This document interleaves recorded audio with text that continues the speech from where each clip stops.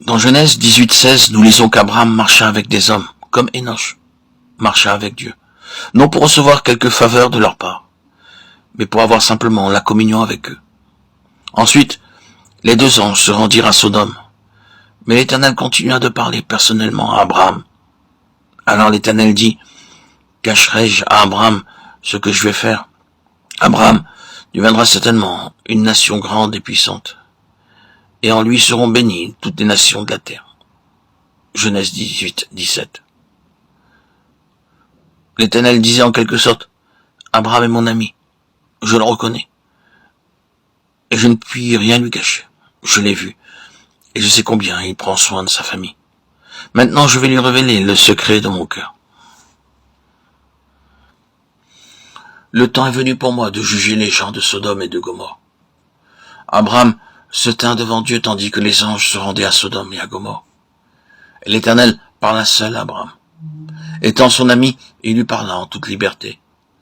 Il n'envoya pas ses anges pour parler à Abraham, mais il vint personnellement pour lui parler. Certaines gens envoient leurs serviteurs quand ils veulent parler à telle ou telle personne et ils disent « Va chez un tel et donne-lui ce message ». Mais Dieu dit ici « Je veux parler moi-même à Abraham. J'ai quelque chose d'important à lui dire. » Quel privilège nous avons, quel honneur d'être les amis de Dieu.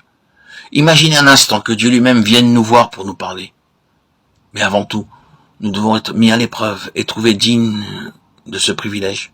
Dans Genèse 18:19, l'Éternel dit « Je le connais, je sais qu'il commandera à ses fils et à sa maison, après lui de garder la voie de l'Éternel. » Dieu avait observé Abraham et sa famille constamment, et il avait vu qu'il avait fidèlement donné le message de Dieu à toute sa famille. Toute famille devrait avoir régulièrement le culte de famille.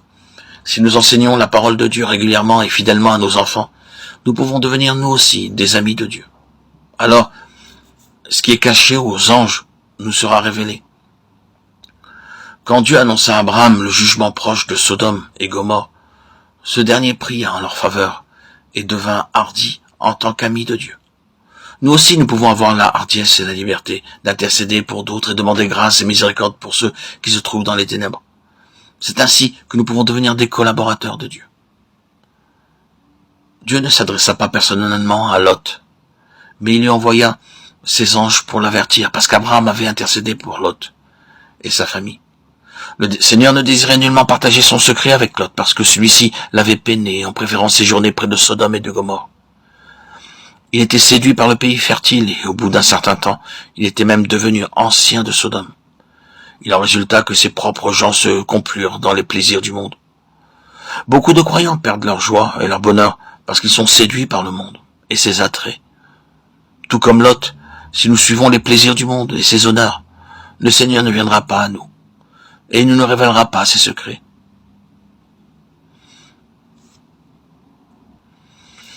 Il existe beaucoup de gens qui sont nés de nouveau et qui connaissent la signification de l'Église de Dieu.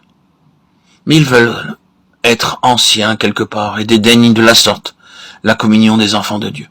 Ils désirent être honorés en tant qu'anciens et les chrétiens de nom sont tous prêts à les accueillir. Ils seront sauvés comme au travers du feu, mais tout ce qu'ils auront fait ressemblera au bois, à la paille et au foin, et sera brûlé. Acceptons l'avertissement de peur que les choses de ce monde nous entraînent loin des desseins de Dieu.